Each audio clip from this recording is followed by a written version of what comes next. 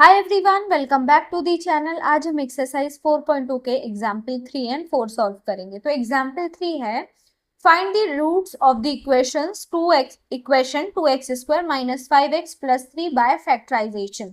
Chapter 2 में भी हमने फैक्टराइजेशन मेथड पढ़ी थी, इसी को हम स्प्लिटिंग मिडिल टर्म मेथड भी कहते हैं। ठीक है, बिल्कुल सेम एग्जैक्ट जैसे हमने चैप्टर 2 में पढ़ा था वैसे ही पढ़ना है यहाँ पे। बस यहाँ पे क्या बोल रहा है extra, find the roots. Roots क्या होते हैं, जब हम इसको स्प्लिट कर लेंगे टू ब्रैकेट्स में, उस जैसे कि x प्लस 1 x प्लस 2। ठीक है, ये एग्जाम्पल लिया। अब हम यहाँ से x की वैल्यू निकालेंगे। x plus 1 equal to 0, x plus 2 equal to 0। x की वैल्यू क्या आ जाएगी, प्लस 1 इक्वल किस तरफ आया, -1। यहाँ पर भी प्लस 2 इक्वल किस तरफ आया, -2। यही है रूट्स। x की जो वैल्यू होती है ना, उनको ही हम रूट्स कहते हैं। वहां पे चैप्टर 2 में क्या कह रहे थे, फैक्टर्स कह रहे थे। ठीक है, फैक्टर्स कह रहे थे। यहाँ पे उनको क्या कहेंगे, रूट्स कहेंगे। बिल्कुल चैप्टर 2 चैप्टर 4 मिलता जुलता है, बस नाम अलग अलग है। जैसे वहां हमने क्या पढ़ा था, स्प्लिटिंग मिडिल टर्म, यहाँ पे क्या कह रहा है, फैक्टराइजेशन मेथड। चाहे फैक्टराइजेशन मेथड बोले या स्प्लिटिंग मिडिल टर्म, बिल्कुल आपको प्रोसीजर सेम करना है। एक स्टेप भी इधर से उधर चेंज नहीं है, बस नाम चेंज है। ठीक है, तो चलिए इस एग्जाम्पल को हम सॉल्व करते हैं ताकि हमें और अच्छे से समझ में आए। ठीक है, सॉल्यूशन। सबसे पहले हम इक्वेशन लिख लेंगे, 2x square minus 5x plus 3 equal to 0। ठीक है, फर्स्ट और लास्ट टर्म का मल्टीप्लीकेशन करेंगे तो 2 इंटू 3 क्या आ जाएगा, 6। जो बीच वाला मिडिल टर्म है उसको लिखेंगे -5। क्या है, -5। अब हमें ऐसे दो नंबर चाहिए जिनका हम मल्टीप्लीकेशन करें तो हमें 6 मिले, प्लस या माइनस करें तो -5। ऐसे दो नंबर क्या हो सकते हैं, -3 एंड -2। इन दोनों को जब हम मल्टीप्लाई करेंगे तो हमें +6 मिलेगा। कैसे, माइनस का जब माइनस से मल्टीप्लीकेशन करेंगे प्लस, और 3 का 2 में मल्टीप्लीकेशन होगा 6, +6 मिल जाएगा।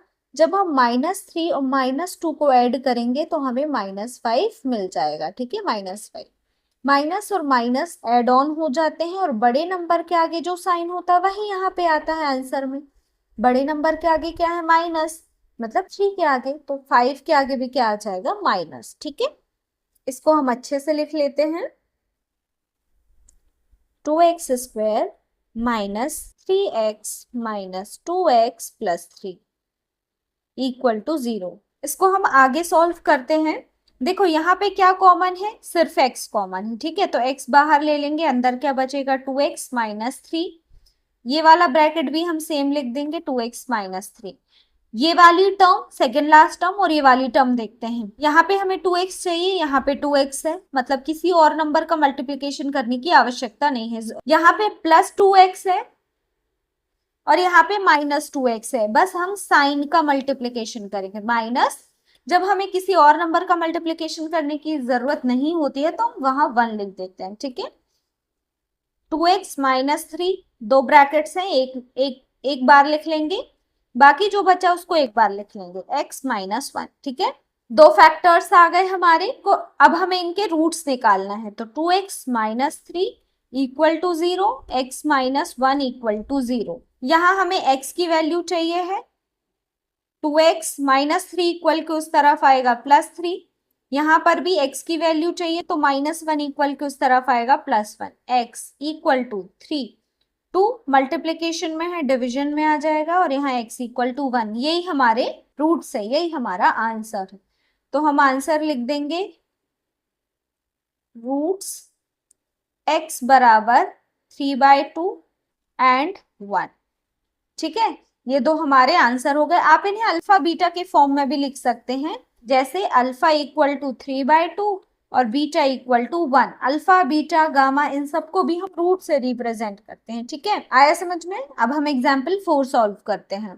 एग्जाम्पल 4 भी सेम है, find the roots of quadratic equation 6x square minus x minus 2 equal to 0। Solution, equation लिख लेते हैं, 6x square minus x minus 2 equal to 0। First last term का मल्टीप्लीकेशन करेंगे, -6 इंटू -2 क्या आ जाएगा, -12। और बीच वाला टर्म क्या है, x के आगे कुछ नहीं है, मतलब 1 है और यहाँ पे माइनस का साइन है तो माइनस, मतलब हमें ऐसे दो नंबर चाहिए जिनका हम मल्टीप्लीकेशन करें तो हमें -12 मिले और प्लस या माइनस करें तो -1। ऐसे क्या नंबर हो सकते हैं? 4 और 3। ठीक है, अब देखो हमें प्लस माइनस करने पे क्या चाहिए? -1, मतलब हमें बड़े नंबर को क्या देना पड़ेगा? माइनस, तभी जब हम इनका सब्ट्रैक्शन करेंगे तो हमें -1 मिलेगा। ठीक है, तो हम इन नंबर्स को अच्छे से लिख लेंगे। 6x² -4x + 3x -2 = 0। आया समझ में क्यों हमने 4 के आगे माइनस और 3 के आगे प्लस लगाया है? ठीक है, हमें -1 चाहिए था सब्ट्रैक्शन में, इसलिए बड़े नंबर को हमने -1 दिया। ठीक है, अब यहाँ पे क्या क्या कॉमन हो सकता है? देखो अगर हम इनको ब्रेक करके लिखते हैं मल्टीपल के फॉर्म में, तो 6 को हम क्या लिख सकते हैं? 2 × 3x²। 4 को क्या लिख सकते हैं? -2 × 2x + 3x को तो एज इट इज लिखे रहने देंगे = 0। अब क्या क्या कॉमन है? यहाँ पे 2 2 है और यहाँ पे सिर्फ एक ही 2 है, तो एक 2 हम बाहर ले लेंगे। यहाँ x² है, यहाँ पे सिर्फ एक x है, तो एक x हम बाहर ले लेंगे। अंदर क्या बचेगा? 3x माइनस, यहाँ पे 2 2 थे, एक 2 बाहर निकल गया तो सिर्फ एक 2 बचा। ठीक है, 3x - 2। अब सेकेंड लास्ट टर्म देखते हैं, 3x, यहाँ 3x प्लस चाहिए था, प्लस है तो सिंपल +1 लिख देंगे। ब्रैकेट्स सेपरेट कर लेंगे, 3x - 2, 2x + 1। Roots find out करने के लिए = 0 लिखना पड़ेगा। 3x - 2 = 0, 2x + 1 = 0। ठीक है, x की वैल्यू चाहिए है, -2 इक्वल किस तरफ आएगा? +2 हो जाएगा। 2x + 1 इक्वल के उस तरफ आएगा -1। x की वैल्यू चाहिए तो 3 कहाँ आ जाएगा? डिवीजन में 2/3, x = -1/2।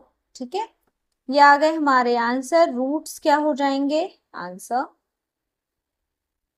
x = 2/3 एंड -1/2, दो रूट्स हो गए। तो या फिर आप इन्हें क्या लिख सकते हो? और alpha = 2/3 and beta = 1/2। It's up to you, आपको क्या लिखना है। वैसे अभी अल्फा बीटा आपको इंट्रोड्यूस नहीं हुआ है अभी 4.2 में, तो आप उसको x = भी लिख सकते हैं। ठीक है, तो ये था आपके एग्जाम्पल 3 और 4। अगर आपको वीडियो पसंद आया हो तो अपने दोस्तों के साथ जरूर शेयर करिएगा एंड चैनल को भी सब्सक्राइब करिए। थैंक यू फॉर वॉचिंग, मिलते हैं नेक्स्ट वीडियो में।